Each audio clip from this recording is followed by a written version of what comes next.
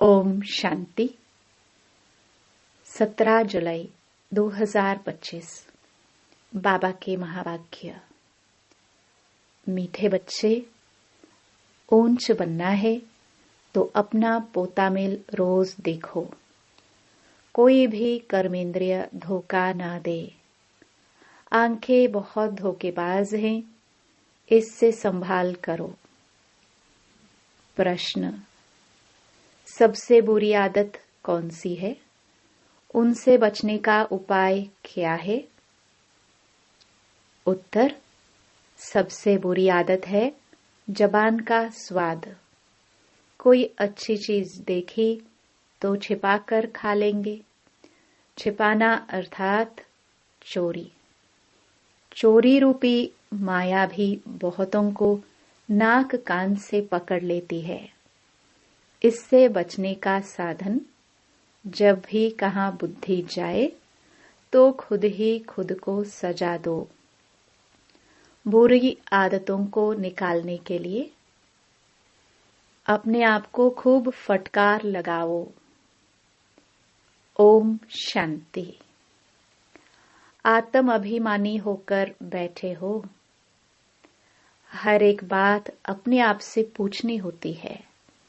हम आत्म अभिमानी हो बैठे हैं और बाप को याद कर रहे हैं। गाया हुआ भी है शिव शक्ति पांडव सेना। यह शिव बाबा की सेना बैठी है ना। उस जिस्मानी सेना में सिर्फ जवान होते हैं, बूढ़े व बच्चे आदि नहीं। इस सेना में तो बूढ़े, बच्चे, जवान आदि सब बैठे हैं। यह है माया पर जीत पाने के लिए सेना। हर एक को माया पर जीत पाकर बाप से बेहद का वर्षा लेना है। बच्चे जानते हैं माया बड़ी प्रबल है। कर्मेंद्रियां ही सबसे जास्ती धोखा देती है। चार्ट में यह भी लिखो कि आज कौन सी कर्मेंद्रिय ने धोखा दिया। आज फलानी को देखा तो दिल हुई, इनको हाथ लगाए, ये करे। आंखें बहुत नुकसान करती हैं। हर एक कर्मेंद्रिय देखो कौन से कर्मेंद्रिय बहुत नुकसान करती है। सूरदास का भी इस पर मिसाल देते हैं। अपनी जांच रखनी चाहिए। आंखें बहुत धोखा देने वाली हैं। अच्छे अच्छे बच्चों को भी माया धोखा दे देती है। भल सर्विस अच्छी करते हैं, परंतु आंखें धोखा देती है। इस पर बड़ी जांच रखनी होती है, क्योंकि दुश्मन है ना। हमारे पद को भ्रष्ट कर देती है। जो सेंसिबल बच्चे हैं, उन्हों को अच्छी रीति नोट करना चाहिए। डायरी पॉकेट में पड़ी हो। जैसे भक्ति मार्ग में बुद्धि और तरफ भागती है तो अपने को छुटकी काटते हैं। तुमको भी सजा देनी चाहिए। बड़ी खबरदारी रखनी चाहिए। कर्मेंद्रिया धोखा तो नहीं देती। किनारा कर लेना चाहिए। खड़ा होकर देखना भी नहीं चाहिए। स्त्री पुरुष का ही बहुत हंगामा है। देखने से काम विकार की दृष्टि जाती है। इसलिए सन्यासी लोग आंखें बंद करके बैठते हैं। कोई कोई सन्यासी तो स्त्री को पीठ देकर बैठते हैं। उन सन्यासियों आदि को क्या मिलता है? करके 10-20 लाख करोड़ इकट्ठा करेंगे। मर गए तो खलास। फिर दूसरे जन्म में इकट्ठा करना पड़े। तुम बच्चों को तो जो कुछ मिलता है वह अविनाशी वर्षा हो जाता है। वहां धन की लालच होती ही नहीं। ऐसी कोई अप्राप्ति होती नहीं जिसके लिए माथा मारना पड़े। कलयुग अंत और सतयुग आदि में रात दिन का फर्क है। वहां तो अपार सुख होता है, यहाँ कुछ भी नहीं। बाबा हमेशा कहते हैं, संगम अक्षर के साथ पुरुषोत्तम अक्षर जरूर लिखो। साफ साफ अक्षर बोलने चाहिए। समझाने में सहज होता है। मनुष्य से देवता किए करत न लागी वार। तो जरूर संगम पर ही आएगा ना देवता बनाने, नरकवासी को स्वर्गवासी बनाने। मनुष्य तो घोर अंधियारे में है, स्वर्ग क्या होता है पता ही नहीं, और धर्म वाले तो स्वर्ग को देख भी नहीं सकते। इसलिए बाबा कहते हैं तुम्हारा धर्म बहुत सुख देने वाला है।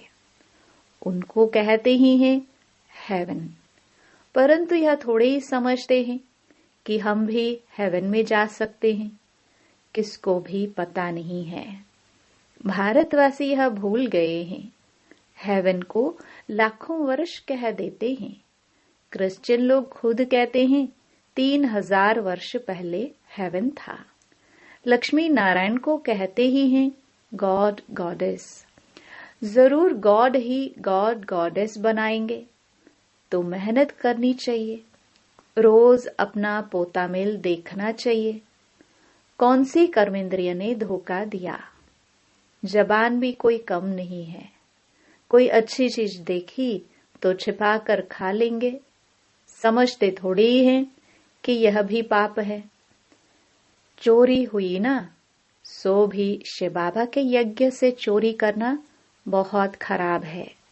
कख का चोर सो लख का चोर कहा जाता है। बहुतों को माया नाक से पकड़ती रहती है। ये सब बुरी आदतें निकालनी है। अपने पर फटकार डालनी चाहिए। जब तक बुरी आदतें हैं तब तक ऊंच पद पा नहीं सकेंगे। स्वर्ग में जाना तो बड़ी बात नहीं है, परंतु कहाँ राजा रानी कहाँ प्रजा। तो बाप कहते हैं कर्मेंद्रियों की बड़ी जांच करनी चाहिए। कौन सी कर्मेंद्रिय धोखा देती है, पोता मेल निकालना चाहिए। व्यापार है ना, बाप समझते हैं मेरे से व्यापार करना है, ऊंच पद पाना है तो श्रीमत पर चलो। बाप डायरेक्शन देंगे, उसमें भी माया विघ्न डालेगी, करने नहीं देगी। बाप कहते हैं यह भूलो मत। गफलत करने से फिर बहुत पछताएंगे, कभी ऊंच पद नहीं पाएंगे। अभी तो खुशी से कहते हैं हम नर से नारायण बनेंगे, परंतु अपने से पूछते रहो कहाँ कर्मेंद्रिय धोखा तो नहीं देती हैं। अपनी उन्नति करनी है तो बाप जो डायरेक्शन देते हैं उसे अमल में लाओ। सारे दिन का पोता मेल देखो। भूले तो बहुत होती रहती हैं, आंखें बड़ा धोखा देती हैं। तरस पड़ेगा, इनको खिलाऊं सौगात दूं। अपना बहुत टाइम वेस्ट कर लेते हैं। माला का दाना बनने में बड़ी मेहनत है। 8 रतन है मुख्य, 9 रतन कहते हैं। एक तो बाबा, बाकी है 8। बाबा की निशानी तो चाहिए ना बीच में। कोई ग्रहचार्य आदि आती है तो 9 रतन की अंगूठी आदि पहनाते हैं। इतने ढेर पुरुषार्थ करने वालों से 8 निकलते हैं, पास विद ऑनर्स। 8 रत्नों की बहुत महिमा है। देह अभिमान में आने से कर्मेंद्रिया बहुत धोखा देती हैं। भक्ति मार्ग में भी चिंता रहती है ना। सिर पर पाप बहुत हैं, दान पुण्य करे तो पाप मिट जाए। सतयुग में कोई चिंता की बात नहीं, क्योंकि वहां रावण राज्य ही नहीं। वहां भी ऐसी बातें हो फिर तो नरक और स्वर्ग में कुछ फर्क ही न रहे। तुमको इतना ऊंच पद पाने के लिए भगवान बैठ पढ़ाते हैं। बाबा याद नहीं पड़ता है। अच्छा, पढ़ाने वाला टीचर तो याद पड़े। अच्छा, भला यह याद करो कि हमारा एक ही बाबा सतगुरु हैं। मनुष्यों ने आसुरी मत पर बाप का कितना तिरस्कार किया है। बाप अब सब पर उपकार करते हैं। तुम बच्चों को भी उपकार करना चाहिए। किसी पर भी अपकार नहीं, कुदृष्टि भी नहीं। अपना ही नुकसान करते हैं। वह वाइब्रेशन फिर दूसरों पर भी असर करता है। बाप कहते हैं, बहुत बड़ी मंजिल है। रोज अपना पोता मेल देखो। कोई विक्रम तो नहीं बनाया। यह है ही विकर्मी दुनिया, विकर्मी संवत। विकर्माजीत देवताओं के संवत का कोई को पता नहीं। बाप समझाते हैं, विकर्माजीत संवत को 5000 वर्ष हुए, फिर बाद में विकर्म संवत शुरू होता है। राजाए भी विकर्म ही करते रहते हैं। तब बाप कहते हैं, कर्म अकर्म विकर्म की गति मैं तुमको समझाता हूँ। रावण राज्य में तुम्हारे कर्म विकर्म बन जाते हैं। सतयुग में कर्म अकर्म होते हैं, विकर्म बनता नहीं। वहां विकार का नाम ही नहीं। यह ज्ञान का तीसरा नेत्र अभी तुमको मिला है। अभी तुम बच्चे बाप के द्वारा त्रिनेत्री त्रिकालदर्शी बने हो। मनुष्य कोई बना ना सके, तुमको बनाने वाला है बाप। पहले जब आस्तिक हो तब त्रिनेत्री त्रिकालदर्शी बने। सारा ड्रामा का राज बुद्धि में है। मूल वतन, सूक्ष्म वतन, 84 का चक्र सब बुद्धि में है। फिर पीछे और धर्म आते हैं, वृद्धि को पाते रहते हैं। उन धर्म स्थापकों को गुरु नहीं कहेंगे। सर्व की सद्गति करने वाला सतगुरु एक ही है। बाकी वह कोई सद्गति करने थोड़ी आते हैं। वह धर्म स्थापक है। क्राइस्ट को याद करने से सद्गति थोड़े होगी, विकर्म विनाश थोड़े होंगे, कुछ भी नहीं। उन सब को भक्ति की लाइन में कहा जाएगा। ज्ञान की लाइन में सिर्फ तुम हो। तुम पंडे हो। सबको शांति धाम, सुख धाम का रास्ता बताते हो। बाप भी लिबरेटर, गाइड है। उस बाप को याद करने से ही विकर्म विनाश होंगे। अभी तुम बच्चे अपने विकर्म विनाश करने का पुरुषार्थ कर रहे हो, तो तुम्हें ध्यान रखना है कि एक तरफ पुरुषार्थ, दूसरे तरफ विकर्म न होता रहे। पुरुषार्थ के साथ साथ विकर्म भी किया तो 100 गुना हो जाएगा। जितना हो सके उतना विकर्म ना करो, नहीं तो एडिशन भी होगी, नाम भी बदनाम करेंगे। जबकि जानते हो भगवान हमको पढ़ाते हैं, तो फिर कोई विकर्म नहीं करना चाहिए। छोटी चोरी या बड़ी चोरी पाप तो हो जाता है ना। यह आंखें बड़ा धोखा देती है। बाप बच्चों की चलन से समझ जाते हैं। कभी ख्याल भी न आए कि यह हमारी स्त्री है, हम ब्रह्मा कुमार कुमारियां हैं, शिव बाबा के पोतरे हैं। हमने बाबा से प्रतिज्ञा की है, राखी बांधी है, फिर आंखें क्यों धोखा देती हैं? याद के बल से कोई भी कर्मेंद्रियों के धोखे से छूट सकते हो। बड़ी मेहनत चाहिए। बाप के डायरेक्शन पर अमल कर चार्ट लिखो। स्त्री पुरुष भी आपस में यही बातें करो। हम तो बाबा से पूरा वर्षा लेंगे, टीचर से पूरा पढ़ेंगे।